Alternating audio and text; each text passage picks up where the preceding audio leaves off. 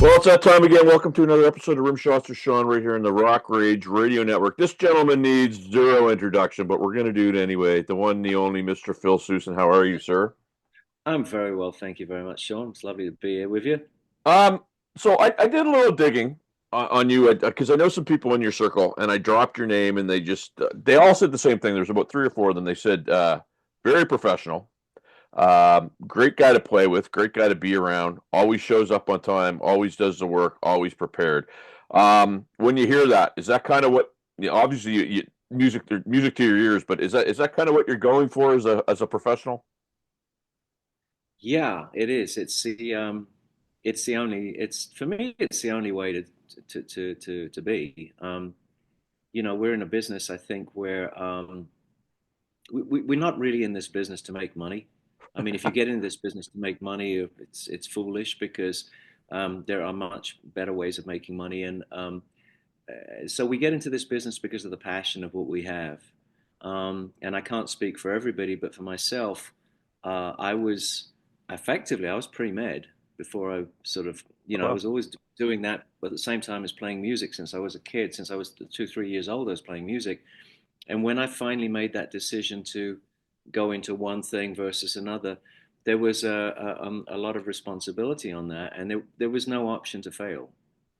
And the easiest way to uh, to ensure that is to be responsible and do everything you possibly can, because most people don't succeed because they give up, or because they just negligently, that maybe they don't care that much about it. I don't know, I can't speak for other people. And the hardest thing I think is to juggle that with the kind of image of, yeah, you're a rocker and you're irresponsible and you don't go to sleep until 3 o'clock in the morning and you sleep all day. And within the boundaries of that, you try to find a some sense. and the reason why I bring that up is usually you'll bring a name up, and it's never across somebody be like, it could have been, oh, Phil stole my candy bar in 1986, and I don't like something. It could be something silly like that. But when I brought your name up, everybody had the same sort of thing. Yeah, you're very highly regarded. So I mean that must be pretty proud for you to have I that. very much appreciate that. That's very kind, and I take that very humbly as a compliment.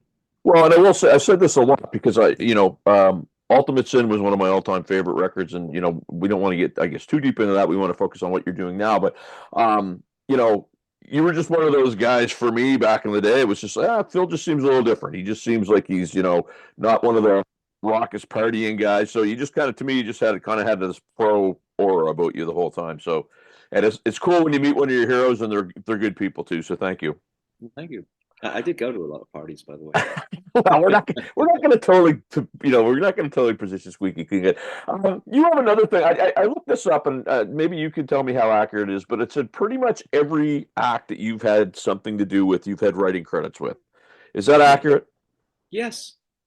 Yeah, I think Uh, it is. I mean, I was a writer from when I very first started. I was a big fan of not just a fan of the bass guitar. I was a fan. I started playing guitar, and and I was a big fan of bands. I was a big fan of the people that influenced me. You know, I it would be a lie for me to say that the first band was probably not the Beatles. It probably was, only because it was on the radio when I was a kid all right. the time, and my mom used to have the radio on all the time, and so, and then there were other things that I became drawn to. I was a very big Bowie fan, early David Bowie. He was more of a folk writer at that time, um, and that was his strength. Um, I was a big fan of that, and then I was a big fan of many other bands. But every time there was a songwriting element to it. There was something that grabbed me about songs. It might have been Elton John, might have been um, uh, whoever it was, but it was the substance of the songs that was also drawing me to it. I mean, when I was a kid, there was a magazine in England that was called Words, and it would come out once a month. And I remember canceling my subscription as a kid to comic books. One or two comic books I was getting, the Beano and Core, I think it was. And Mhm. then I switched it to Words. And this magazine, what it had the top 30, and it had all the lyrics to all the top 30 songs. And I would read these things religiously. So I loved the lyrical aspect of songwriting as well. So Well, and I mean, from a we'll call it a master class advice piece here. To be able to say that you're a credited songwriter, because let's face it, we won't name names, but certain people that you've worked with in the past maybe have not wanted to include people in the songwriting credits, if you will. How do you make that happen from a business standpoint yourself? Was that just something that you laid the like this is how it's going to be right out of the gate? you mean presented my songs to some Right. artists? And just be Um, credited on them. yeah, well, okay, so it's a double-barreled question. The first part of it is I don't think I've ever really had very much success trying to push anything in front of anybody. It's always sort of been by invitation, or it's been, hey, do you have a song, or do you have an idea, or let's do something, or whatever it happens to be. So that's the first part of it. The second part of it, which is the credited part, um, I'm fairly strict about that. I mean, I want to be credited on what I've done. I also very much appreciate what somebody else brings to the table as well. So, for example, if somebody was to write a song with I'm just pulling a name out, a Rod Stewart or something, Mhm. and there is going to be some discussion as to whether, there should be some co-ownership of the song. And there are many arguments to be made on both sides. One of them, which is a technical argument, and then the other one, which is a very much a business argument. The technical argument was that for ages and ages, we had a terrible situation here in the United States where if you cover a song that was written by somebody else, you don't get any money for that. Right. So if I do a Beatles song, the Beatles get the money for it. If I have a hit with it, they get all the money for it. As the artist, I get nothing, which is different from anywhere else in the world, by the way. It's only the United States. And we were working on that when I was on the board of the Grammys for years to try to rectify that. So what that means is that an artist is not really motivated to do a song unless they can have some kind of ownership. The Right. flip side, the second part of that debate, is that honestly, look, Shot in the Dark is a great example. Shot in the Dark was when you look at the amount of money that was spent on the video, on the radio promotion, on the concerts, on the payola, whatever you want to call it, on all the promotion, the Osbournes certainly put a huge amount of money behind that and created a hit out of it. So why would I not want to have them participate in that? It's a good business deal, right? So in other words, you get something for it. And I'm glad you brought the Grammy piece up. I want to go back Yeah. to that because that I didn't know that. Well, I sort of did, but I mean that to me is super impressive. We'll get to that in a second. But um, so one of my projects that you do that I absolutely love is Last in Line. I think that's it's an amazing thing, and obviously those songs. But you have new songs now. How often do you get to play with those gentlemen? Because I mean, it's a great band. It sounds fantastic every time I see it. Yeah, so how often we get to play is really dictated by us having to play peekaboo around the Def Leppard schedule, which Right. is, which is honestly Vivian's main gig, and obviously, that's what he does. And so what we try to do is we try to work around it. Um, Full kudos to Vivian here because I mean the guy flies around on fancy jet planes and stays in nice hotels. And the minute he goes home, he crawls into a stinky little van with us and then goes out and wants to play. I mean, I don't know. Maybe I would go home and say, hey, you know what? I don't want to do that, but he loves it. And that's kind of how we get together and we do shows. As far as writing goes, we have a very unusual way of writing. Maybe it's a better way of writing, but we typically go into a rehearsal room without any preconceived ideas at all, and we just sit there and jam and bang around with ideas until we come up with stuff which sounds pretty cool. I take a recording setup into the rehearsal rooms, and then what I do is I'll record these parts and then join them all together until we have a whole arrangement, and that's kind of how we create these songs. So we try to do that as much as we can. We are always under some kind of confines because of the um, schedules of everybody that we just mentioned. I wish we could get together more often, but It is what it is. That's how it Great band. works. You mentioned the road and stuff like that, and obviously we saw the great Mr. Nico McBrain calling it a career, which for me one of these things because when I was growing up, there was always Clive versus Nico, but if you could play Nico McBrain's parts, you were considered a good musician. Just wonder what your thoughts on that. 42 years that seemed to go by in a flash. Yeah, he's an old friend, Nico. I mean, we used to hang around together in London, and we have a lot of mutual friends. I remember when he got the gig with Iron Maiden. I was a big fan of his when I first met him because of the work he did with Pat Travers. Mm. You know, he played on Making Magic and was one of my favorite albums. And geez, uh, I don't do this right. It's all good, my friend. No, it's just you know, doctor's appointments. Oh yes. It takes you 6 months to get through, and then they're like, "Well, we'll call you back," and whatever. Uh, but he's a great guy, and he's a great drummer. And I didn't know anything about it. I spoke to him just it might have been about 6 weeks ago. Where we had a phone chat, and he was in Australia, I think, just starting this leg. He didn't mention anything to me about that, but yeah, I'm a big fan of Nico. But I guess to your point, yeah, you know, time flies, right? It does, absolutely. You know, it's I don't feel like I'm old as I am. Well, Gosh, you don't look old, and you're only what? You're what, 63? Is that correct? no, I'm 29. Yeah, well, I was gonna say you look younger than I do, so I don't know what you're doing, but 29 and a lot of months. plus tax a friend of mine always says. But I mean, you look fantastic. Thank you. So talking to Mr. Tedder, and I'm sorry I'm freezing up a little bit here, but we'll get that Yeah. sorted out. So you put a producer hat on for a project that Yes. I want you to talk about it because it's very cool. Dave sent me the info. Just Yeah. talk about that for a little bit. Okay, so Les I've known for years, and I have a great deal of respect for him because he's a really, really great songwriter. He really is. He's done a ton of records, and I've always been involved with him. I think, from day one, he asked me to help him out with an early band, and we became friends for those reasons. And so he would always say to me, "Hey, I recorded this thing, and it's been put together in dribs and drabs, but can you mix it? Can you?" And so I've always been involved with him, and the opportunity came out where he said, "Look, I can actually make a record, and I'd love for you to work on it, and we could do it from scratch, and we could do it the way that we want to do it." So that's how this came together.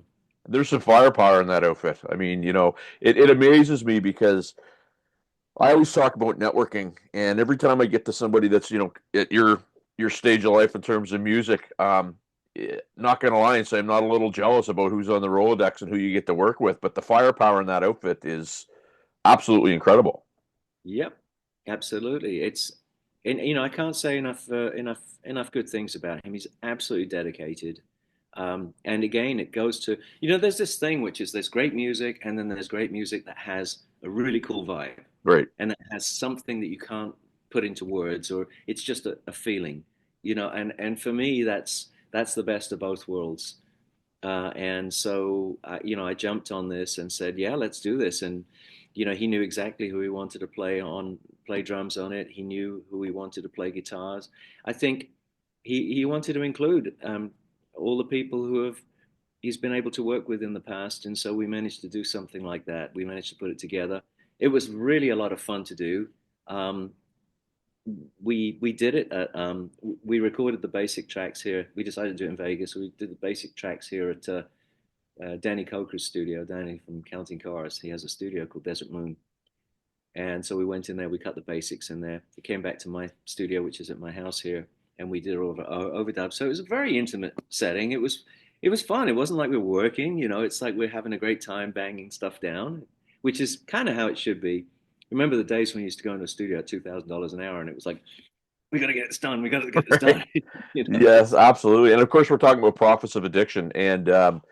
when they sent me the tunes, to me, it was kind of had that like a Hanoi Rocks-ish kind of throwbacky kind of feel to it. That's the only way I could kind of Mhm. describe it. But very catchy, very peppy, I mean, just very interesting music and sounds fresh for 2024. Obviously, that's what if he had those songs in the chamber for a while, the goal was to kind of make them kind of go yeah, way back and now. Is that a fair statement? yeah. I mean, Hollywood was an older song. I still think it's a great song, Yep. and so it was redone. And then there was superhero was done actually last year, and it was put out as a quick single. Uh, uh, and then it was included onto this collection. I don't know what else Tedder told you, so I'm not really sure exactly what you were referring to Well, there. Dave didn't tell me a lot. He sent me the tunes and he said, "Tell me what you think." And when I listened to it, I was there's not like now it just seems everything that's coming out just seems so programmed and this had a human vibe to it. It wasn't, Yeah. if there was a bunch of auto tune used on it, I couldn't tell. It just seemed like a bunch of people in there just playing, which was No, that refreshing. was the idea. That Yeah, was the no, I love idea. I that. mean, look, you know, I love programming. I love the ability that you have to go and fix things, and but it's really the second. It's it's not the desired option, is it? Right. What you No, really want to absolutely. have is a great performance and something which has some human feel to it. The great thing about the not so great thing about correcting things is yes, you correct it and it sounds great, but you also extract a lot of the human feeling out of it. And so you're dicing with with that trade off, and you've got to be careful. Do you want something that just sounds great, or do you want something that feels great? I love that. I love that. Just before we get to the Grammy part here, you also take part from time to time in something that I think is brilliant. That's Raiding the Rock Vault. That has just become this iconic show in Vegas. How often do you? Because I mean, it's literally a who's who of the business. I mean, I interviewed Rob McCauley last year when he was doing a run with it. Uh-huh. That must be an absolute blast to do, is it? It is, or should I say it was, Okay. because I don't really participate in it anymore. I think when it first started, it hit the scene as a really high profile show, and it managed to retain that for quite some time.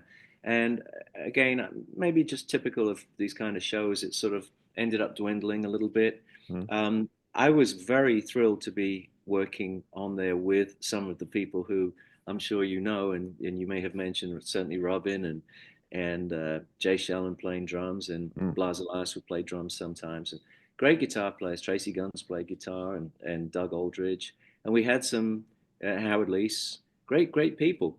But eventually what happened is it sort of became more of a more about the brand and less about the musicians. And at that point I sort of elegantly sort of bowed out of it. But I did do it for a few years, and it was terrific. It was a lot of fun.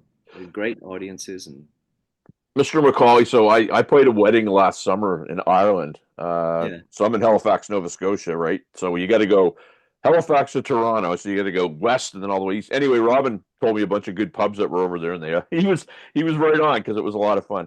Oh yeah. I want to talk about this Grammy thing because there's so much in the music business now with the streaming services and different sorts of things. And you mentioned that you were trying to get different sorts of writing credits taken care of the way that you felt that they were. Um, how long were you part of that for starters? And I guess what So I was on maybe the what? board. Yeah, I was on the board of the Los Angeles chapter of the Grammys, the Recording Academy, NARAS. It has lots of different names. I was on there for 8 years Wow.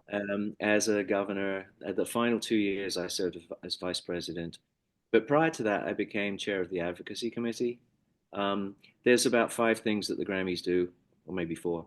Um, Outside, of course, the awards show that everybody knows, but we also did advocacy, archiving and preservation, music cares. I originally went onto it for music cares. Music cares helped out my dear beloved friend Randy Castillo Oh yes. last years of his life, or last year of his life, and it was a way for me to kind of give back. That's why I went onto the board, was primarily for music cares. But as soon as I got in there, I found that I had a passion for advocacy issues, and so I became involved in that part of it, which meant going to DC and lobbying representatives and senators and what have you for some of the laws that we were fighting for. The wonderful thing about America is you can literally go to a certain place and bang on at someone's door and walk in and talk to the engineer right straight away. Um, the bad thing about it is everybody does that. And so if you if you don't do that, and if you do not represent, then there's other people out there trying to capitalize on your piece of the pie, and you have to look after your the rights for everybody. So that's kind of what goes on. And what you're referring to was something that we called the PRA, which is called the Performance Rights Act, that went on for literally almost 100 years. Wow. And it's sort of Donald Trump passed most of it with the Music Modernization Act of a few years ago. Uh, a lot of things got addressed in there, but for ages and ages, no one would do anything. They just kept kicking the can down the road, and there was an ever ongoing battle between the radio industry and the music industry as far as it went down to performance rights. Having said that, we're in bed together. I mean, we don't work without radio, and radio doesn't work without us. That's And we fair. love radio. We Yep. love radio. I mean, absolutely. I adore radio. But the thing is, we're all trying to find that arrangement that works well for everybody concerned. So I'd ask you, and again, purely, feel free to answer however you like. But at the current state, because everybody knows, the streaming services, and there's all the kind of the rub around that, and the fact that it's hard for people to get paid. Would this be, I guess, a next piece to that puzzle, or would it be totally different? When I was on the board there, I remember writing a paper, an open letter that went to everybody that was concerning this idea that maybe there might be this concept called streaming that might come up. I pretty much saw it coming.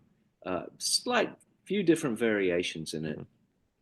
I honestly didn't see I saw the streaming thing as being something that you could actually store your songs on your device so you could hear them offline, but you wouldn't really ever own them, which is not that far from where it ended up. Right. My question in the paper was, well, how do we generate the income from this? And the debates were very colorful Yeah, I can imagine. because there was never really a structure in place. Nobody knew what streaming was. We only knew there was two things: we could buy a record or you could hear a record. But all of a sudden there's this streaming thing. What does that mean? So of course, on the one hand, you got people saying, well, you're hearing it, it's a performance because you're hearing it on the device. You didn't buy it. On the other hand, they're saying, no, no, no, you did buy it because it was actually buffered to your phone for about 3 milliseconds before you could hear it. So you took possession of it. So all of these interesting debates were happening. And the net result was that there was a third type, a new type of residual that was created, which, as you correctly said, is not the most uh, lucrative Right, right. of compensations. I think, if you get a song played 1 billion times, you can buy yourself a Starbucks or something. But Well, because it's funny, I talked to you probably know Michael Bramble because he was working on some of the PR for the Prophets, and I've talked to Michael a bunch of times about that, and Michael brings up some great points in that for new artists, it's a great way for them to get their music out to a huge audience a lot easier and quicker. But my point is yeah, but it doesn't ever seem like that. I mean, that's it. You're kind of back to the exposure angle in a sense, right?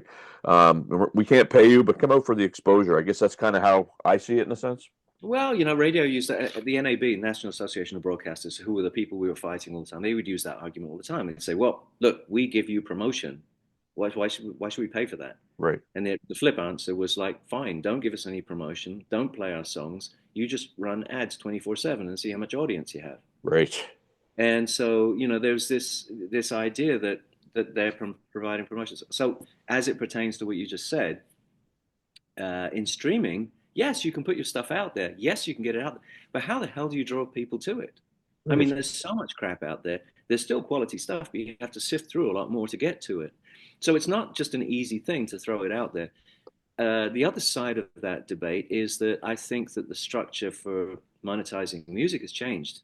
So at one time, I think we used to. You remember this? We used to give you here, have a free lighter, have a free headband, Yep. have a free baseball cap. Here's a cheap concert ticket. Come to our gig, and then please go buy the record. Now, what we do is we give you the record and say, here, come to our show, buy a baseball cap, buy a lighter, buy a t-shirt, Right. buy an expensive concert ticket. So we've really changed the monetization for it, and the music has become effectively a loss leader. You're not really expecting to make that money from the music directly. You're going to make it from merchandise. You're going to make it from concert tickets. Um, in a way, that might be more pure because you cannot duplicate or replicate a live concert experience. You can't bootleg it, Yep. right? Yep. You have to go, and that's what it's brought the focus back to is to the live show. It's interesting for me to hear somebody because I've had Hair Nation on, I think on Saturday for all day, and I Yeah. heard Shot in the Dark 3 times in one day, right? So for somebody that's got a song playing on a platform like that, to basically say the same thing that an indie artist says, but I mean you're kind of approaching it at a different level and different sorts of things. But do you think there's ever going to be a point where it's going to come back around, or we just have to treat music like the loss leader and worry about the merch and the live playing and that type of thing? I don't know. I don't know if it does come around, it'll come around before you know it, but I can't see how it will come back to selling music because at this point now people have music. You go to South America, right? South America, nobody buys any music anymore. It's all Spotify. Well, It's all streaming services. Once people have access to the music they want to hear, they don't. There's no real need to buy it. The only exception is from a collector's standpoint. So vinyl hmm or autographed CDs as collector's items and stuff like that. We do a terrific amount of business with both of those things for obvious reasons, and it's not just for me, but for Vivian and for Vinny. So you know, you get that kind of stuff, that kind of activity. I don't know that it's going to all go back to something like that again. I would but hope I would hope that they manage to figure, because I'm not involved with the Recording Academy anymore, but that somebody manages to take the battle on that can allow us to have a little bit of extra revenue. You know, when I see the CEOs of Spotify raising rates, raising subscription rates, taking huge amounts of compensation, and then their stock price actually soaring as mhm. well on top of it. I think that they've got uh, sufficient funds to be able to sort of pay us a little bit more. When all of this started, the the debate was, look, we're starting this new kind of conceptual business, but we need a reduced rate in order that we could get ourselves off the ground. And the music community is always willing to help someone else. Um, cut them a great deal. Well, you know what? Never went back. It was never readdressed. In Right. fact, the discussions afterwards were, "We're paying you too much." It's always the way, So, right? is that really? I mean, how Yeah, much is too much? So, I would like to see a little bit more consideration and assistance from that community towards us as musicians. I agree, sir. And you mentioned vinyl and collectors, so I get a call from my guy that handles vinyl when it comes in, and this is totally 100%. I'm not just saying this because you're here. Kiss Love Gun on vinyl, which I was looking for, and The Ultimate Sin. I'm going to pick them up as soon as we're done this interview. So very excited about that. Yeah, the Um, ultimate sin is rare to find on vinyl. I didn't I realize know. this. I've been waiting for a year and a half. So yeah. I Um, saw a copy. I saw a copy online somewhere. This was a few months ago. That was signed by all four of us, oh wow. and I think it was asking 4 grand or something. That's Crazy. crazy.